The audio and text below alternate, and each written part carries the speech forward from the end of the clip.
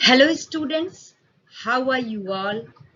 I hope all of you are healthy, happy and fine. Myself Pooja Pratihasta from Kendriya Vidyalaya, Greater Noida. Today we are going to discuss coordinate geometry, class 10th mathematics. In this geometry, we just try to locate the position of any object with respect to certain reference lines. Students, क्या आप बता सकते हो कि coordinate geometry के founder कौन थे?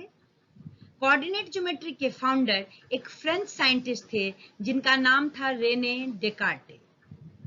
Renee Descartes का एक कोट बहुत फेमस हुआ, as I think so I M.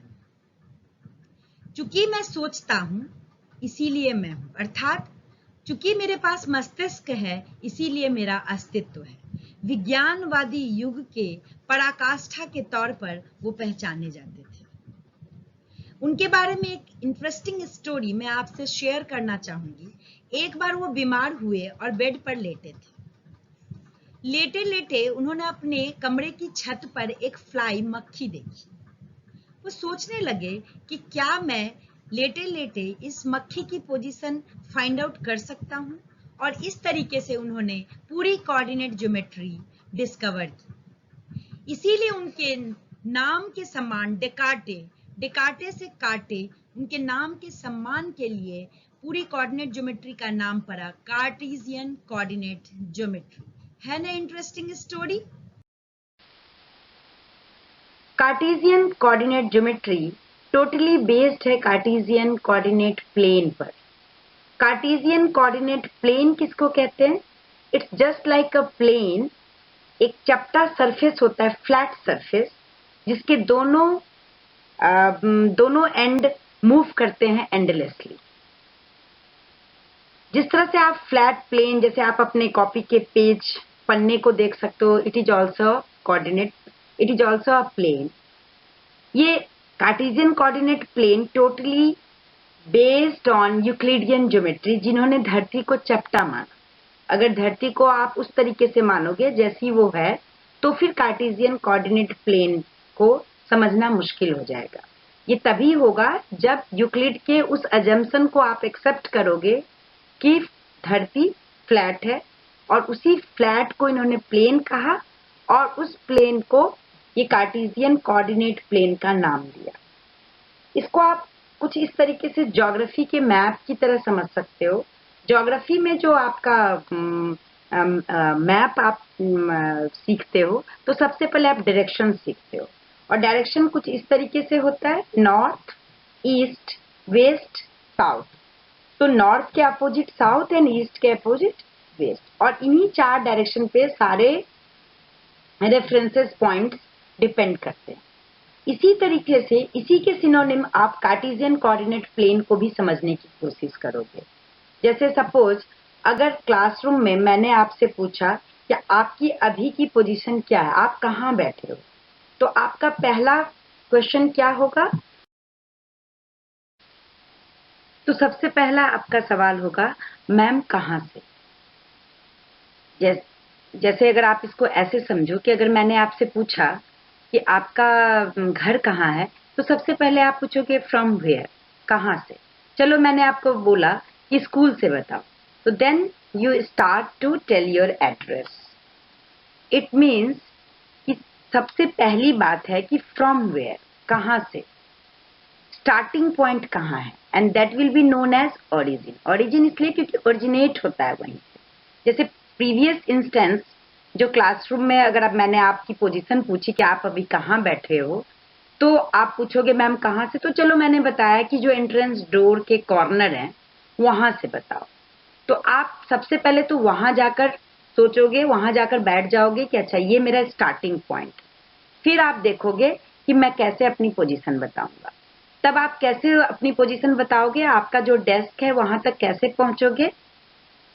तो कॉर्नर से आप चलना शुरू करोगे नॉर्थ डायरेक्शन में या फिर ईस्ट डायरेक्शन में, या अगर नॉर्थ नहीं है तो साउथ डायरेक्शन में, या ईस्ट का अपोजिट वेस्ट डायरेक्शन में। ऐसे ही तो चलोगे ना। It simply means that you need at most two direction, that is known as coordinate axis. References means आपको अपनी पोजीशन बताने के लिए यहाँ पर दो चीजों की जरूरत पड़ी, एक तो ओरिजिन एंड दूसरा वो दो रेफरेंस लाइन, दो डायरेक्शन जिन्हें कोऑर्डिनेट एक्सिस।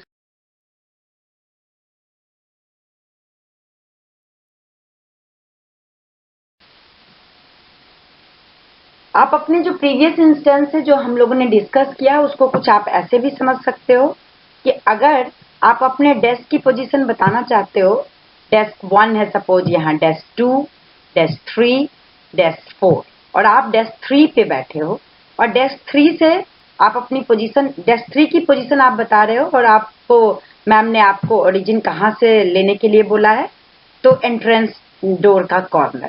तो ये वर्टिकल वॉल है और ये horizontal wall and that is corner of entrance door, ये आपका ओरिजिन होगा। तो यहाँ से आप चलना शुरू करोगे, सपोज यहाँ से आप 1 मीटर चले और इसके बाद आप नॉर्थ डायरेक्शन में आप सपोज हाफ मीटर चले, सो that will be your position, that will be your location. तो ये जो हमारा पूरा प्लेन का डिस्क्रिप्शन है through which geometrical references, that is known as coordinate geometry.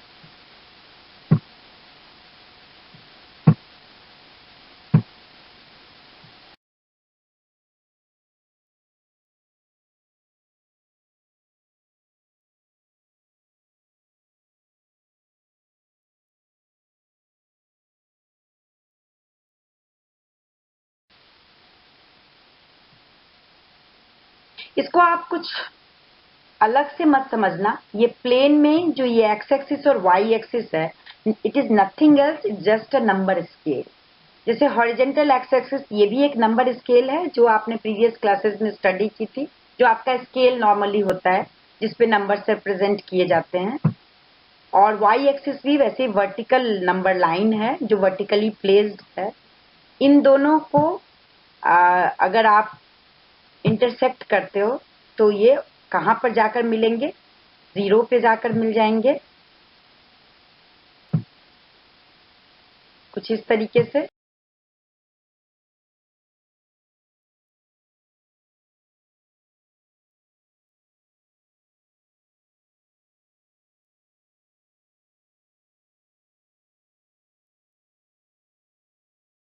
और ओरिजिन एंड जो वर्टिकल लाइन है वाई एक्सिस है और हॉरिजेंटल लाइन एक्स एक्सिस है।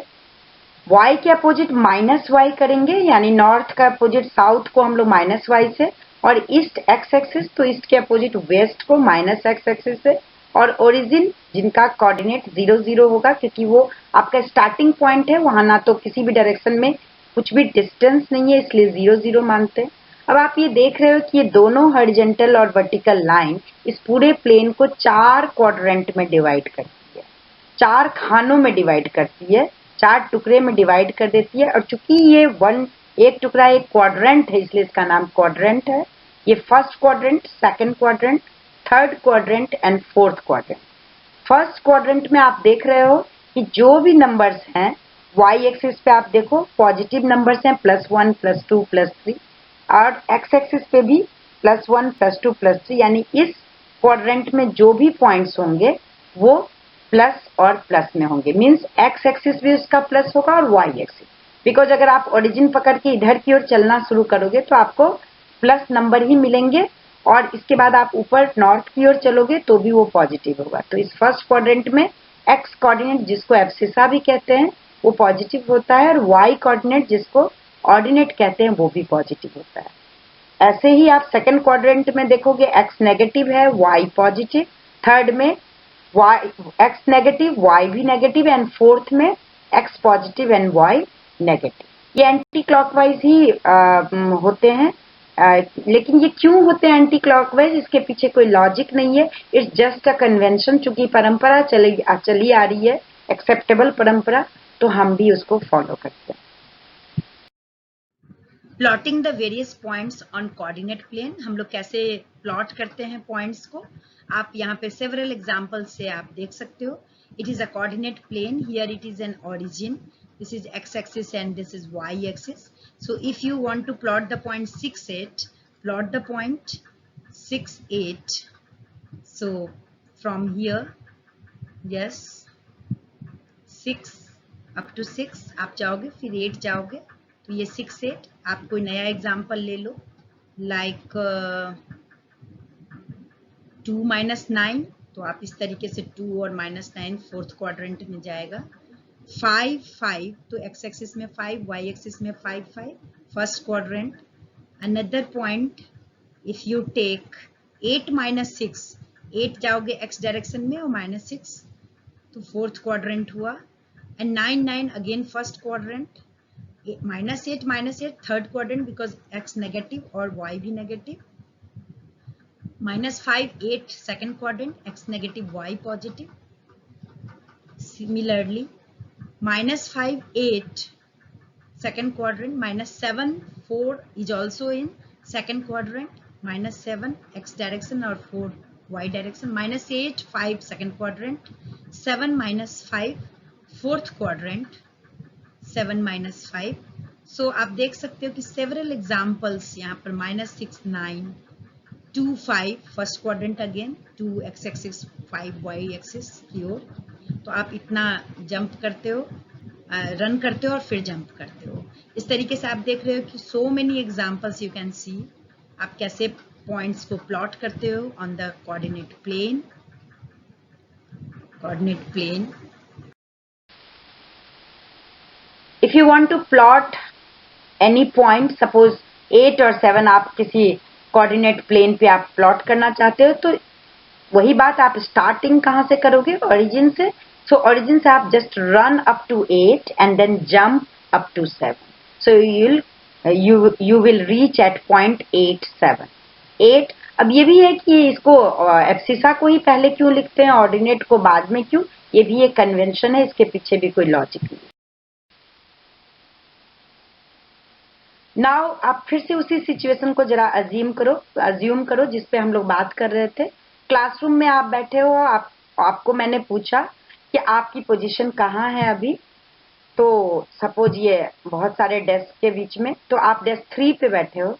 अब मैंने आपसे एक सवाल पूछा, ये वर्टिकल लाइन वर्टिकल वॉल को रिप्रेजेंट करती है और ये हॉरिजॉन्टल लाइन हॉरिजॉन्टल वॉल को.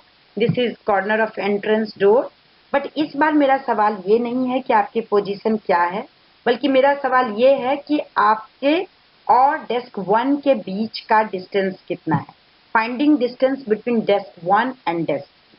तो नेचुरली आप क्या करोगे? आप ओरिजिन से स्टार्ट करोगे, पहले डेस्क 3 का लोकेशन फाइंड आउट करोगे, और लोकेशन फाइंड आउट करने के लिए you just run up to run in each direction, means x axis direction, and reach up to here, and then you have to jump up to desk 3. तो यहाँ से आप अपना लोकेशन फाइंड आउट कर लोगे, x coordinate as well as y coordinate. Similarly आप desk 1 का भी पोजीशन फाइंड आउट करोगे इसी तरीके से. यहाँ से चलना शुरू करोगे और ऊपर की ओर जाओगे, मीन्स नॉर्थ डायरेक्शन में आप जाओगे, तो आपको डेस्क 1 का पोजीशन फाइंड आउट हो जाएगा. ओरिजिन से डेस्क 3 का डिस्टेंस क्या होगा? This one. और ओरिजिन से डेस्क 1 का डिस्टेंस क्या है? This one. तो डेस्क 1 और डेस्क 3 के बीच का डिस्टेंस कितना होगा? This purple line. Got my point? Okay. But how will you find out the length of this distance?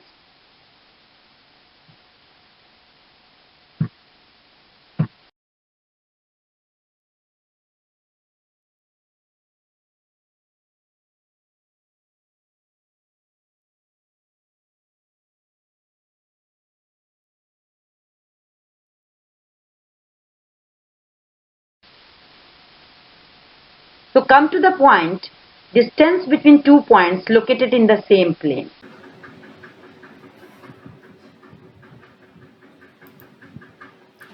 यहाँ पर देखो 2 पॉइंट गिवन है, A3 -4 एंड B का कोऑर्डिनेट 7 and 4 है.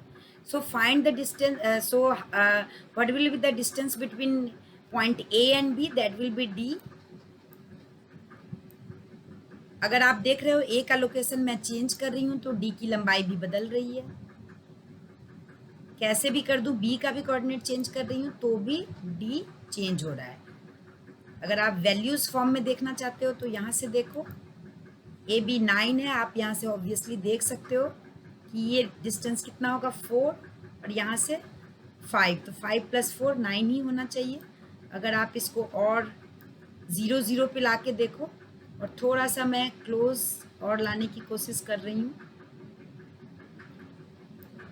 ये देखो ये डिस्टेंस 4 है और ये डिस्टेंस मैं और आपके नोन वैल्यूज नोन फिगर्स पे लाने की कोशिश कर रही हूँ। ये 4 है और ये 3 है, तो ऑब्वियसली ए बी क्या होगा हमारा, डी डिस्टेंस क्या होगा 5 होना चाहिए, क्योंकि हम सब जानते हैं कि 3 4 5 पाइथागोरियन ट्रिपलेट है, तो ये डी ही होना चाहिए और ये डी = 5 ही होना चाहिए और ये 5 ही आ रहा है। अगर आप इसके वैल्यूज़ को और जैसे भी मर्जी चेंज करना चाहो, यहाँ पे अगर है तो ये डिस्टेंस 3 होना चाहिए, तो 3 है। अब उसके अकॉर्डिंग आप चेंज वैल्यू देख सकते हो और साथ में ये भी देख रहे हो कि आखिर ये वैल्यूज़ किस तरीके से चेंज हो रहा है, ये क्यों चेंज हो रहा है। एक्चुअली ये इस राइट एंगल ट्रायंगल का हाइपोटेनस है, तो जब भी बेस और परपेंडिकुलर की लंबाई चेंज हो रही है तो हाइपोटेनस भी उसके अकॉर्डिंग चेंज हो जाता है। इसका मतलब कहीं ना कहीं इसका रिलेशन पाइथागोरस थ्योरम से है। हाँ जी, इसका रिलेशन पाइथागोरस थ्योरम से ही है। ए बी डिस्टेंस, जो डिस्टेंस फार्मूला के नाम से जाना जाता है, जिससे हम लोग ए बी का डिस्टेंस निकालते हैं, वो कुछ और नहीं है, पाइथागोरस थ्योरम से की मदद से निकाला हुआ एक फार्मूला है, जिसकी मदद से हम किसी भी 2 पॉइंट के बीच का डिस्टेंस फाइंड आउट कर सकते हैं। 2 पॉइंट्स के बीच का डिस्टेंस हम लोग कोऑर्डिनेट प्लेन में कैसे निकालेंगे, इसके लिए हमारे पास डिस्टेंस फॉर्मूला है। बट ये डिस्टेंस फॉर्मूला कहाँ से आया, किस तरीके से इसको डिराइव करते हैं। तो सपोज मान लो ये हमारा कोऑर्डिनेट प्लेन है and O is the origin, this is x axis and y axis, and suppose desk 1 at P point and desk 3 at Q point. desk 1 का आपने निकाला कि लोकेशन x1 और y1 है और desk 3 का x2 और y2 है। तो यहाँ से एक परपेंडिकुलर आप ड्रॉप कर दोगे PR और यहाँ से Q से आप ड्रॉप करोगे perpendicular on x axis QS। इसी तरीके से P और T को ज्वाइन कर देंगे। अब आप ऑब्वियसली आप देख सकते हो यहाँ पर कि OR क्या होगा x1 और OS क्या होगा x2। इसी तरीके से PR हमारा क्या है, जो हमारा PR जो होगा हमारा वो कितना होगा y1 के बराबर होगा, क्योंकि इसका लोकेशन नॉर्थ डायरेक्शन में y1 था, और QS जो होगा वो हमारा y2 होगा। ठीक है, तो देन PT क्या होगा हमारा, PT ऑब्वियसली ये पूरा डिस्टेंस x2 है और ये x1 है, तो ये बीच का डिस्टेंस कितना होगा x2 - x1। इसी तरीके अगर ये पूरा QS जो है हमारा y2 है और TS जो हमारा होगा ये इसके बराबर होगा y1 के बराबर, तो ये डिस्टेंस कितना होगा y2 - y1। अब आप ये देख सकते हो कि it's nothing, it's a right angle triangle. तो you can use Pythagoras theorem, PQ square equals to PT square plus QT square. Therefore, PQ you can find out under square x2 minus x1 whole square plus y2 minus y1 whole square. यही हमारा distance formula है। अगर आप 2 point के बीच का distance पता करना चाहते हो, जो दोनों पॉइंट के कोऑर्डिनेट पहले से अवेलेबल हैं, तो आप उन दोनों के x कोऑर्डिनेट को सब्ट्रैक्ट करके स्क्वायर कर दो, y कोऑर्डिनेट को सब्ट्रैक्ट करके स्क्वायर कर दो, फिर जोड़कर स्क्वायर रूट निकाल दो। So that will be your distance formula. Now come to now assume an another situation. Suppose 2 cities हैं, city A and city B. एक केबल कंपनी इन दोनों सिटी ए और सिटी बी के बीच में एट पॉइंट पी पर अपना केबल सेंटर स्टैब्लिश करना चाहती है, लेकिन वो इस तरीके से करना चाहती है कि इन दोनों के को लिंक करने वाले, इन दोनों को ज्वाइन करने वाले, इन दोनों के बीच का जो डिस्टेंस है उसको ये पी पॉइंट m/n रेशियो में डिवाइड करे। बट क्या ये सिचुएशन इतना सिंपल है? क्या हम इनके बीच का डिस्टेंस निकाल कर और उनको m/n में डिवाइड करके P पॉइंट पर केबल सेंटर स्टैब्लिश कर लेंगे इतनी आसानी से? नहीं, क्योंकि इनके बीच में बहुत सारे ऑब्स्टैकल्स हैं, बिल्डिंग्स हैं, रोड्स हैं और जंगल्स भी होंगे, ट्रीज, प्लांट्स, तो ये प्रैक्टिकली थोड़ा मुश्किल है। इन्हीं प्रॉब्लम्स को सॉल्व करने के लिए हमारे पास आया सेक्शन फॉर्मूला।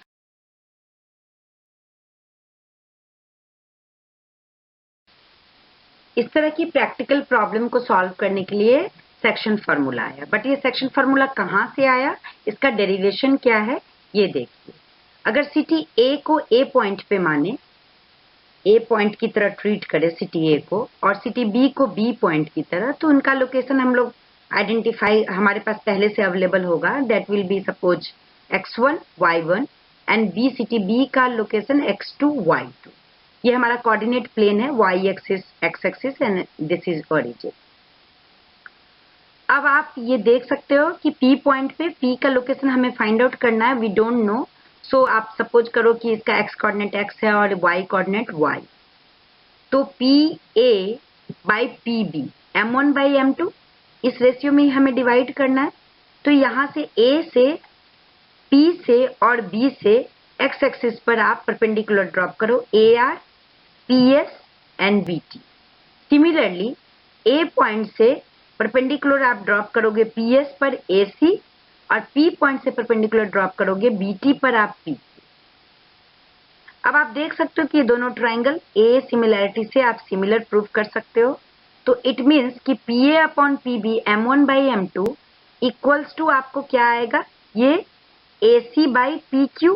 अब AC देखो आप कैसे निकाल सकते हो, यहां से यहां तक OS क्या है x माइनस x1, और यहां से देखो OT क्या है, OT आपका हो जाएगा x2 माइनस OS यानी कि x। तो ये आप नेक्स्ट एक्सप्रेशन हमारा ये बनेगा m1 by m2 equals to x minus x1 divided by x2 minus x। If you cross multiply then you will get m1 x2 minus x equals to m2 x minus x1. If you open the bracket, you will get m1 x2 minus m1 x equals to m2 x minus m2 x1. अगर आप transpose करोगे, इसको इस तरफ ले आओ m1 x2 plus m2 x1 और इसको उस तरफ ले जाओ लेफ्ट हैंड साइड, तो m2 x plus m1 x, taking x as a common, you will get x m2 plus m1। और यहां से x अगर आप फाइंड आउट करना चाहते हो, इसको आप ट्रांसपोज कर दो this side, m1 x2 plus m2 x1 by m2 plus m1। Similarly for y coordinate आप वैसे ही करोगे, आप सिमिलैरिटी कंडीशन से m1 by m2 y minus y1 by y2 minus y ले लोगे and you will get y equals to m1 y2 plus m2 y1 divided by m2 plus m1। So this is the section formula कि अगर आपको कोई line है जिसके दो and point का लोकेशन आपको मालूम है A and B, x1 y1 x2 y2, तो आप उनके बीच में एक पॉइंट ऐसा फाइंड आउट कर सकते हो, उनका लोकेशन फाइंड आउट कर सकते हो P xy, जो उसको किसी खास रेशियो में डिवाइड करती है।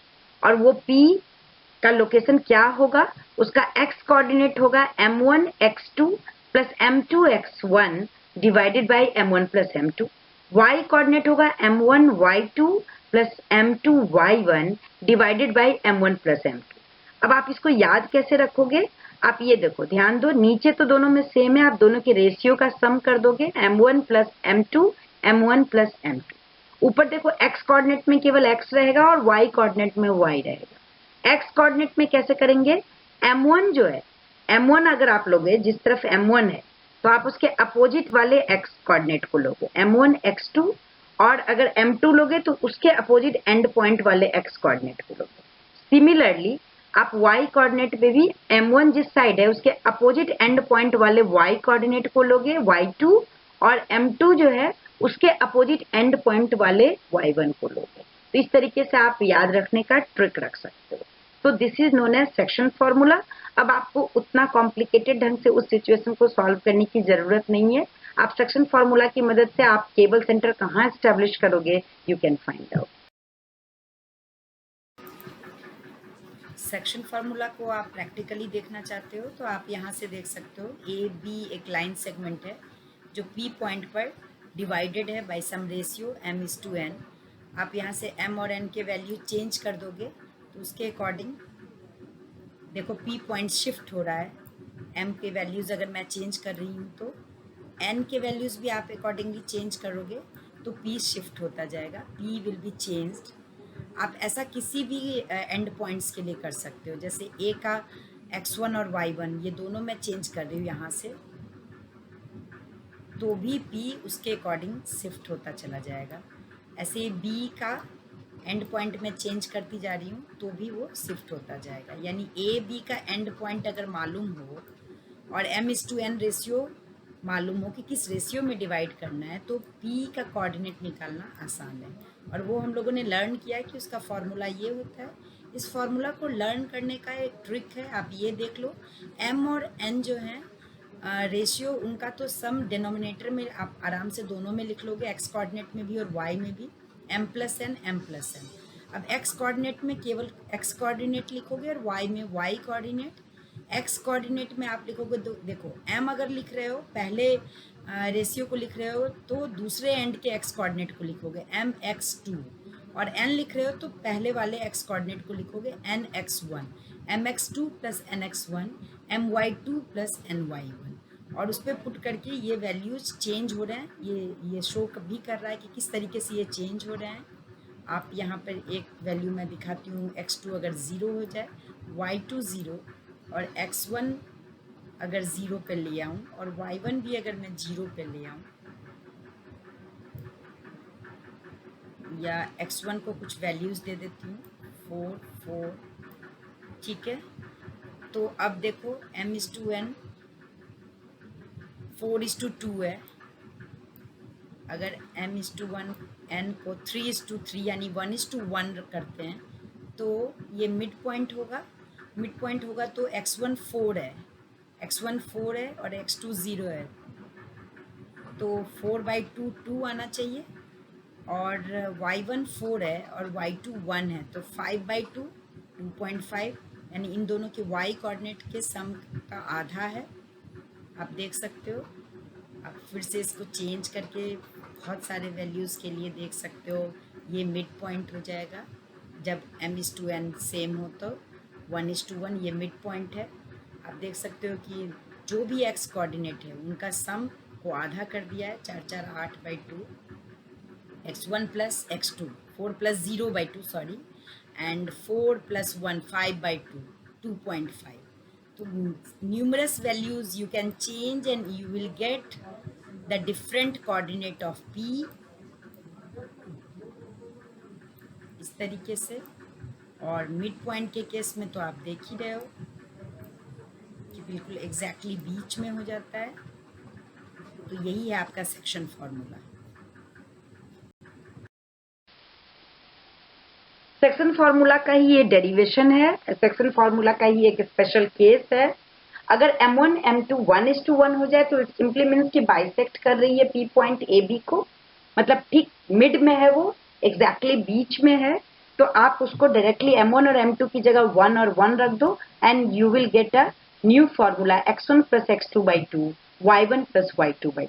इसको याद रखना बहुत ही आसान है। आप दोनों के x कोऑर्डिनेट को जोड़कर 2 से डिवाइड कर दो, दोनों के y कोऑर्डिनेट को जोड़कर 2 से डिवाइड कर दो और आप उसके एग्जैक्टली बीच की पोजीशन को फाइंड आउट कर सकते हो। Now come to the area of triangle. अब आप ये सोच रहे होंगे कि आप लोकेशन की बात करते करते अचानक से ट्राइंगल के एरिया को फाइंड आउट कैसे करने लग गए। एग्जैक्टली हम लोग अभी भी लोकेशन की ही बात कर रहे हैं, बट पहले मुझे ये बताओ कि अगर आप किसी ट्राइंगुलर रीजन का एरिया निकालना चाहते हो तो द मोस्ट बेसिक फॉर्मूला क्या है, half into base into corresponding height, या फिर अगर आप हीरोन्स फॉर्मूला से निकालोगे तो area equals to square root of s into s minus a, s minus b, s minus c. लेकिन ये तो तब होगा ना जब आपको उस ट्रायंगुलर रीजन के साइड्स के लेंथ मालूम होंगे या फिर कॉरेस्पॉन्डिंग हाइट मालूम होगा। लेकिन अगर आप फर्ज करो कि किसी ऐसे रीजन, ट्रायंगुलर रीजन का आपको एरिया निकालना है जो बहुत लार्ज हो, या फिर कुछ ऐसी सिचुएशन में हो जहां पे आप उसके लेंथ ऑफ साइड्स नहीं निकाल पा रहे हो, या फिर कॉरेस्पॉन्डिंग हाइट को नापना बहुत मुश्किल है। इसको एक प्रैक्टिकल एग्जांपल से ऐसे समझो कि आप लोगों ने तो बरमुडा ट्रायंगल का नाम सुना होगा। बरमुडा ट्रायंगल जहां पर शिप जाकर न जाने कहां खो जाती है, इस पर अभी तक रिसर्च हो रहा है। बरमुडा ट्रायंगल आप अगर वर्ल्ड मैप को देखोगे तो फ्लोरिडा, बरमुडा एंड प्यूरिटो, इन तीन कॉर्नर से जो रीजन बाउंडेड होते हैं, वो उनके बीच में ही शिप या एयरक्राफ्ट, उनके ऊपर से उड़ने वाले एयरक्राफ्ट या फिर उनके पास जाने वाले शिप पता नहीं कहाँ पे किस इलेक्ट्रोमैग्नेटिक वेव से वो खिंच जाते हैं और कहाँ चले जाते हैं, इस पर अभी तक कोई साइंटिफिक रीजन इसका नहीं निकाल पाया है। हमारा पॉइंट ये है कि अगर हम उस ट्रायंगुलर रीजन का एरिया पता करना चाहें सो दैट कि कोई एयरक्राफ्ट वहां जाके ना फंस जाए, तो हम लोग क्या करेंगे? क्या हम लोग उस लेंथ को नाप सकते हैं? क्योंकि समंदर में लेंथ को नापना बहुत मुश्किल है। नहीं, बल्कि हम लोग उस तीनों पॉइंट्स फ्लोरिडा, बरमुडा और प्यूरिटो को के कोऑर्डिनेट को फाइंड आउट करना ज्यादा आसान होगा फॉर नेविगेशन पर्पस या फिर फॉर फर्दर रिसर्च। तो इन तीनों का अगर कोऑर्डिनेट मालूम हो जाए तो हम लोग उस तीनों पॉइंट से जो ट्रायंगुलर रीजन बाउंडेड होंगे उनका एरिया फाइंड आउट कर सकते हैं। बट कैसे?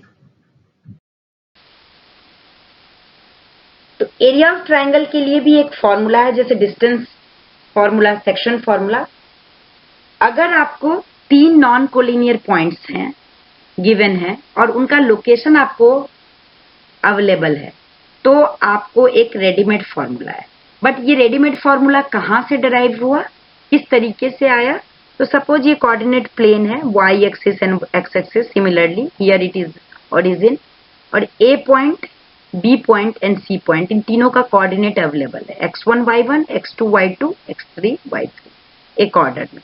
तो यहाँ a से, b से और c से अगेन आप परपेंडिकुलर ड्रॉप करोगे, AP, BQ, CR, और ठीक है, यहां से आप परपेंडिकुलर ड्रॉप कर दिए।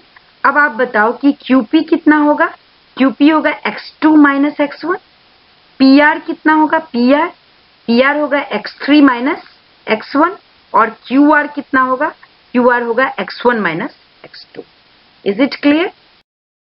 Like this, area of triangle ABC, half sum of parallel sides into distance between them, half BQ plus AP into QP।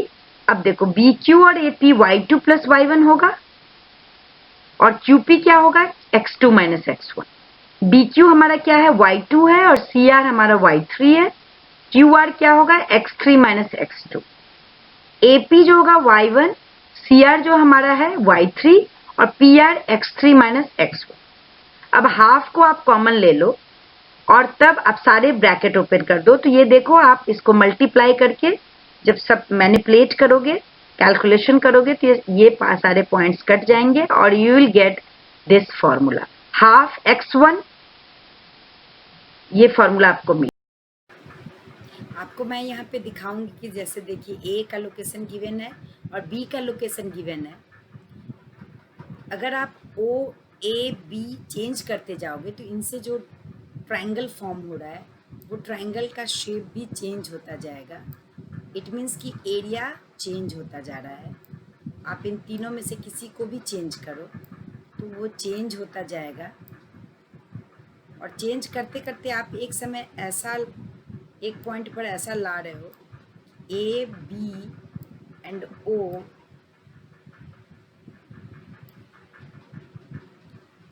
ये बिल्कुल स्ट्रेट लाइन अगर हो तो देखिए ये करेक्ट आंसर आ गया। करेक्ट आंसर इसलिए क्योंकि यहाँ पे पूछा जा रहा था कि एरिया इक्वल्स टू 0 कब होगा। वो एरिया जो A, B और O नॉन कोलिनियर पॉइंट से मिलकर बनते थे, बट यहाँ पे ये कोलिनियर हो गए क्योंकि तीनों एक स्ट्रेट लाइन पे हो गए। तीनों स्ट्रेट लाइन पर हो गए तो ट्रायंगल ही नहीं बना, तो उनका एरिया 0 हो गया। अगर आप मूव करो पॉइंट्स को इस तरीके से तो देखो एरिया चेंज हो रहा है। बट अगर आप इसको कोलिनियर पॉइंट्स कर दोगे, मीन्स आप स्ट्रेट लाइन में ले आओगे, तो एरिया 0 शो करने लगेगा। तो यही कोलिनियरिटी का कंडीशन भी है, और इस एप्लीकेशन से आप यहाँ पर ये भी देख सकते हो कि एरिया कैसे चेंज हो रहा है वर्टेक्स के चेंज होने से। तो दो बातें हम लोगों ने यहाँ पर सीखी कि वर्टिसेस चेंज कर देने से एरिया पे अफेक्ट होता है, यानी वर्टेक्स और एरिया में कोई ना कोई रिलेशन तो है। और दूसरा है कि अगर ये तीनों पॉइंट कोलिनियर हो गए, स्ट्रेट लाइन हो गए, तो एरिया 0 हो जाएगा क्योंकि ट्रायंगल तो बनेगा ही नहीं। Now what is the collinearity of points? Points collinear कब कहे जाते हैं? Just see the situation. ये ग्लासेस टेबल पर एक लाइन में रखे हुए हैं। Glass C, glass B and glass A एक टेबल पर इस तरीके से रखे हुए हैं कि वे एक स्ट्रेट लाइन फॉर्म करें, एक लाइन में रखे हुए हैं। तो अगर मैं पूछूं कि इन तीनों ग्लास को अगर पॉइंट की तरह ट्रीट करें A, B एंड C, तो इन तीनों पॉइंट के कोलिनियर होने के लिए कंडीशन क्या होनी चाहिए? तो आप ये देख रहे हो कि चूंकि ये स्ट्रेट लाइन फॉर्म कर रहे हैं, तो A और B के बीच का डिस्टेंस दैट इज AB और B और C के बीच का डिस्टेंस दैट इज BC। अगर इन दोनों को जोड़ दें AB प्लस BC तो हमारा AC आएगा। और अगर ऐसा होगा तभी A, B and C can form a straight line. तो ये हमारी एक कंडीशन होगी अगर तीन पॉइंट्स को कोलिनियर प्रूव करना है। तो एक और तरीका हो सकता है, इन तीन पॉइंट से जो ट्रायंगल बनेंगे अगर उनका एरिया 0 आ जाए तो भी हम कह सकते हैं कि A, B and C can form a straight line, क्योंकि अगर एरिया 0 होगा तो ट्रायंगल बनेगा ही नहीं और तभी तो स्ट्रेट लाइन होगा।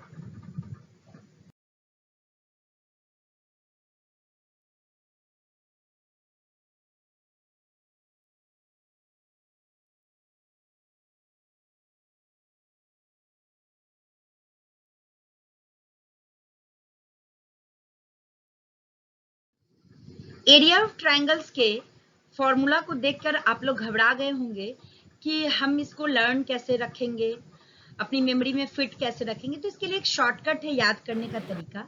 एक पहला तरीका तो ये है कि आप प्रैक्टिस से ये याद हो जाएगा, और दूसरा तरीका है बहुत ही सिंपल है, बिकॉज ये जो फॉर्मूला है देखने में वास्ट है बट ये बहुत सिमेट्रिक है।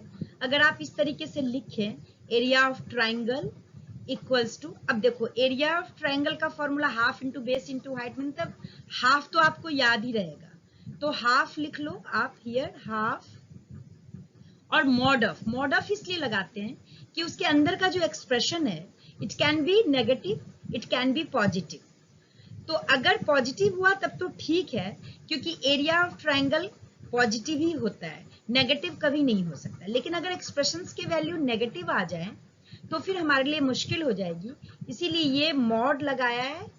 मॉड लगाने के बाद हम लोग पहले एक्स कोऑर्डिनेट लिख लेते हैं, x1, x2, x3 और बीच बीच में प्लस का साइन, और फिर अगेन लास्ट में मॉड लगाकर ब्रैकेट क्लोज्ड। अब बीच में जो ब्रैकेट लिखा है इसमें y कोऑर्डिनेट लिखेंगे सिमेट्रिक फॉर्म में। अब x1 है, यहाँ पर x1 देख रहे हो, तो यहाँ पर लिखोगे 2 3, 1 के बाद 2 3, तो y2 माइनस y3, और सब में अंदर में माइनस होगा। फिर x2 लिखोगे तो 2 के बाद 3 आएगा, 3 के बाद फिर अगेन 1, तो y3 माइनस y1। सिमिलरली आप x3 है, ऑर्डर में है, चूंकि ऑर्डर में है x3 के बाद लिखोगे 1, फिर आ जाएगा 3 1 2, चूंकि ये ऑर्डर में है साइक्लिक ऑर्डर में, तो 3 के बाद y1 माइनस y2, ब्रैकेट के अंदर में सारे एक्सप्रेशंस माइनस में होंगे।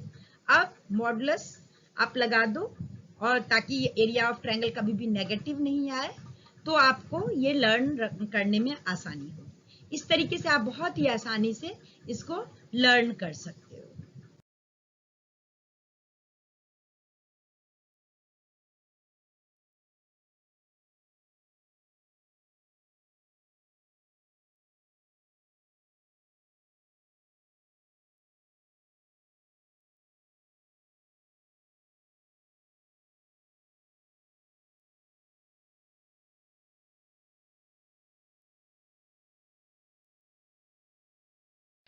equals to 0. Centroid of triangle, what is the meaning of centroid?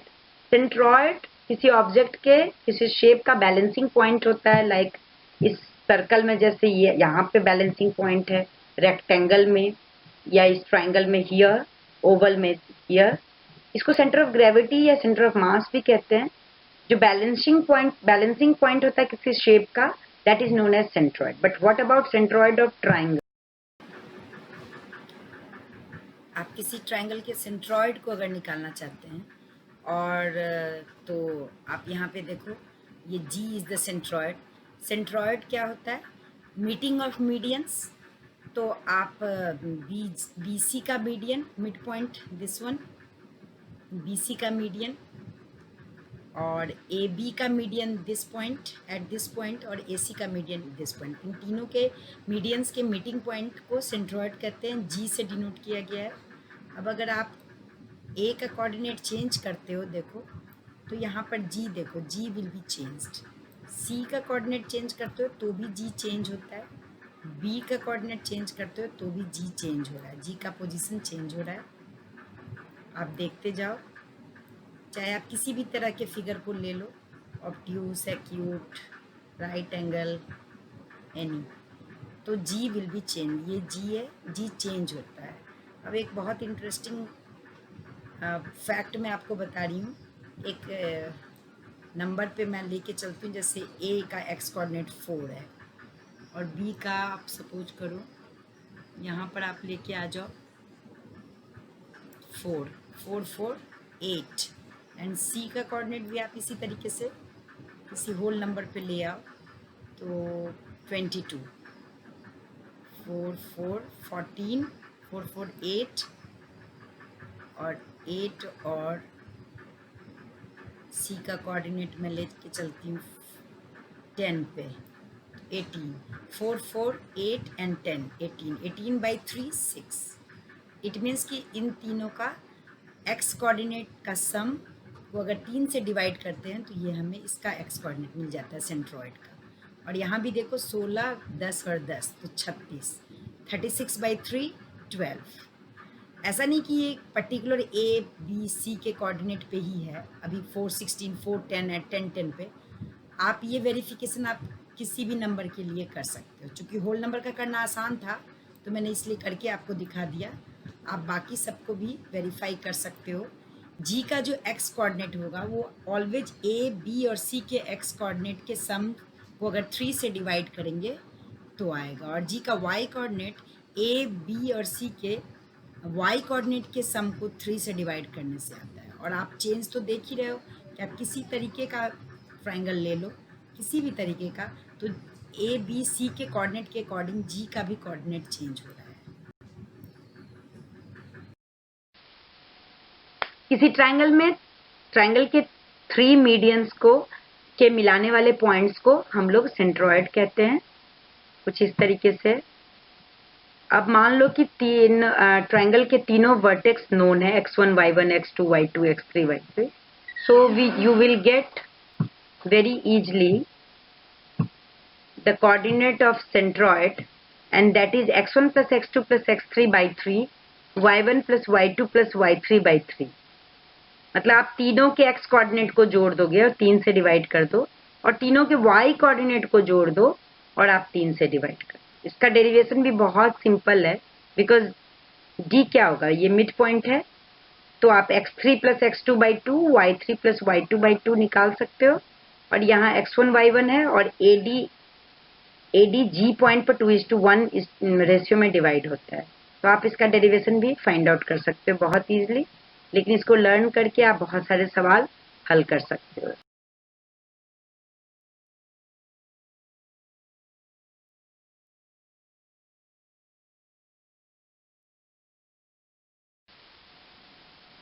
तो चलिए एक रिकैप कर लेते हैं जो भी हम लोगों ने आज लर्न किया। डिस्टेंस फॉर्मूला, अगर आप 2 पॉइंट जिनका लोकेशन अवेलेबल है x1 y1 x2 y2, तो उनके बीच का डिस्टेंस आप निकाल सकते हो square root x2 minus x1 whole square plus y2 minus y1 whole square. Section formula, अगर आप किसी लाइन सेगमेंट जिनके एंड पॉइंट्स का कोऑर्डिनेट मालूम है, उनको अगर m1:m2 रेशियो में डिवाइड करते हो, तो जिस पॉइंट पर डिवाइड करते हो वो पॉइंट का कोऑर्डिनेट आप निकाल सकते हो। वो पॉइंट होगा m1 x2 plus m2 x1 divided by m1 plus m2, m1 y2 plus m2 y1 divided by m1 plus m2. Mid point formula, आप दोनों के एक्स कोऑर्डिनेट को डिवाइड कर दो y1 plus y2, x coordinate को divide कर दो 2 से और y कोऑर्डिनेट को डिवाइड कर दो 2 से, तो आप किसी लाइन सेगमेंट के मिड पॉइंट को फाइंड आउट कर सकते हैं। सेंट्रॉइड, अगर किसी ट्रायंगल के सेंट्रॉइड को निकालना है तो तीनों के एक्स कोऑर्डिनेट, तीनों वर्टिसेस के एक्स कोऑर्डिनेट को जोड़कर 3 से डिवाइड कर दो और y कोऑर्डिनेट को जोड़कर 3 से डिवाइड कर दो। So that's all. This is your project, students. Mark coordinate axis on your city map and find distance between important landmarks, bus stand, railway station, airport, hospital, school, your house, any river. So this is your investigatory project. आप coordinate axis पर city map पे उसको mark करो और उनके बीच का distance. So let's solve some problems so that कि हमें एक क्लैरिटी आ जाए सारे कॉन्सेप्ट्स एंड फॉर्मूला की। तो यहाँ 4 सवाल हमने लिए हैं सैंपल के तौर पे, जिनमें से 2 तो हम लोग जरूर सॉल्व करेंगे। Find area of the shape formed by joining the points -4 4 4 4 -4 -4 4 -4 on Cartesian plane. तो पहले पहला सवाल लेते हैं एंड दूसरा है find the reflection of point -2 4 on x and y axis. तो इन दोनों सवाल को पहले सॉल्व कर। इस क्वेश्चन को सॉल्व करने के लिए you have to plot all those points whatever it is to be asked. तो 4 0 को आप यहाँ पे प्लॉट करोगे, so 4 0 will be here and 0 4 here, -4 0 here at C point and 0 -4 at D point. And इस क्वेश्चन में कहा गया कि इसको आप ज्वाइन करो, सो ज्वाइन कर दोगे आप इस तरीके से B to C to D and B to A।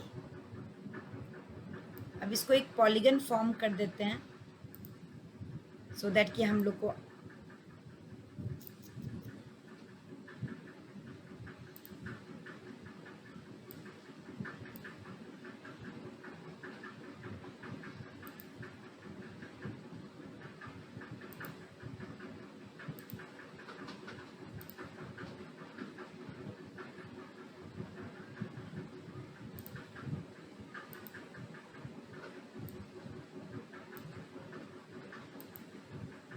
Polygon बनाते हैं। यहाँ से ये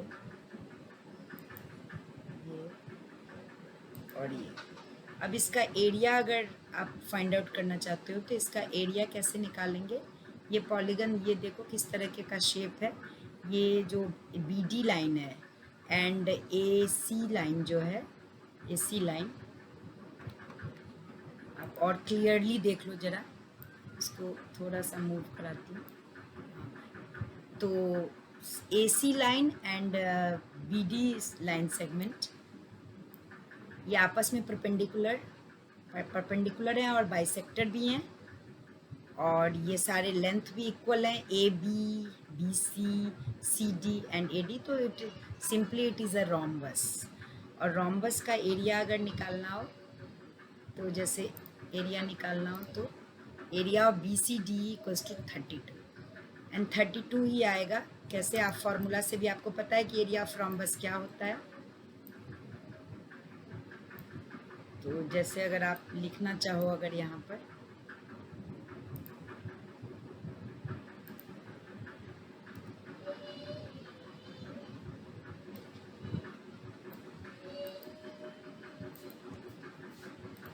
area of BCD half into D1 into D2, तो ये BD जो है यहाँ पर देखो 4 है और 4 तो 8 होगा, और यहाँ भी देखो 4 है और 4 8, तो हाफ इंटू 8 तो 32, 2 4 जा 32। आप इसको अलग से भी कर लो।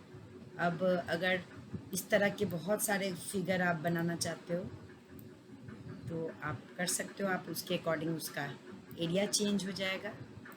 देखो D कोऑर्डिनेट अगर चेंज हो रहा है तो उसके अकॉर्डिंग शेप भी चेंज हो रहे हैं। अब रोम्बस ही नहीं रहा, बल्कि डिफरेंट डिफरेंट टाइप के शेप्स बन गए। लेकिन जब रोम्बस था तो half into D1 into D2 से हम लोग उसका एरिया निकाल लेंगे इस तरीके से। सो that will be your answer. That's all, thank you.